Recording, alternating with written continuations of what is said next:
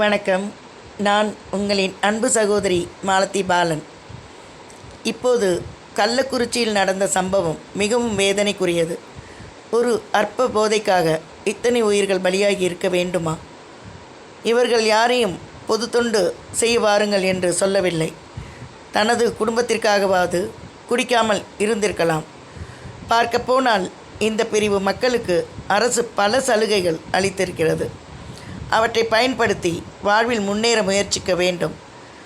கள்ள சாராயம் என்கின்ற போது அதில் இது போன்ற ஆபத்துக்கள் இருக்கத்தான் செய்யும். இன்னும் என்னதான் உங்களுக்கு அரசு செய்ய வேண்டும்? சாராய பாக்கெட்டும் ஃப்ரீயாக ரேஷன் கடையில் கொடுத்து விடலாமா? கடவுளாக இருந்தாலும் கூட இத்தனை ஜனங்களையும் மூன்றாவது கண் கொண்டு கவனித்தாலும் கூட இது போன்ற தவறுகள் நடக்கத்தான் செய்கிறது. இஸ்ரேல் இராணுவத்தை போன்ற ஒரு பலமான இராணுவம் எந்த நாட்டிலாவது உண்டா?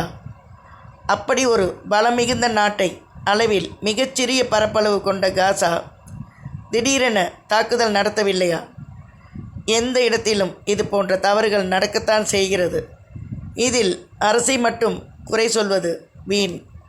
ஒவ்வொரு குடிமகனுக்கும் பொறுப்பு இருக்க வேண்டும்.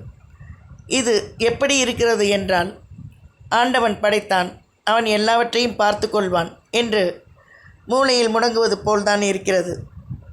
இப்படி ஒரு கனவில் வாழ்ந்தால் வாழ்க்கை வாழ முடியாமல் தான் போகும்.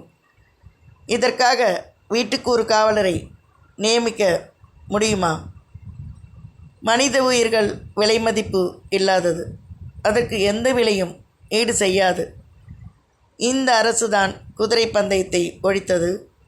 இந்த அரசுதான் லாட்டரியை ஒழித்தது. இவையெல்லாம் மக்களுக்கு தீயது எனில் இதை எதில் சேர்ப்பது? எம்ஜிஆர் பாடிய பாடல் போல் திருடனாய் பார்த்து திருந்தாவிட்டால் திருட்டை ஒழிக்க முடியாது என்றார். ஆனால் இந்த அளவுக்கு உயிர் பலிகள் ஏற்படுவது துயரமான விஷயம்தான். இவர்களுக்கு ஓடி சென்று பணம் கொடுத்து ஆறுதல் சொல்ல வேண்டிய அவசியம் எதுவும் இல்லை. ஏனெனில் அவரவர் உயிர் அவர்களுக்கே முக்கியமில்லை எனில் வேறு என்ன செய்ய முடியும்? இறப்பவர்கள் எல்லோரும் தியாகிகள் அல்ல. தவறு என்று தெரிந்தும் அதனை செய்பவர்கள்தான். ஆனால் இதற்காக அரசாங்கம் ஏதாவது செய்துதான் ஆக வேண்டும்.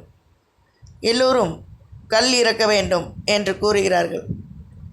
அதில் இதுபோல் பெரிய ஆபத்து எதுவும் இருக்காது. சாராயம் காய்ச்சுபவர்கள் மட்டுமல்ல, அதனை தேடி சென்று குடிப்பவர்களும் குற்றவாளிகள்தான். இதில் உள்ள நிறை குறைகளை ஆராய்ந்து சட்டம் இயற்றுங்கள். நம் எதிர்கால சந்ததிகளையாவது காப்பாற்ற முடியும்.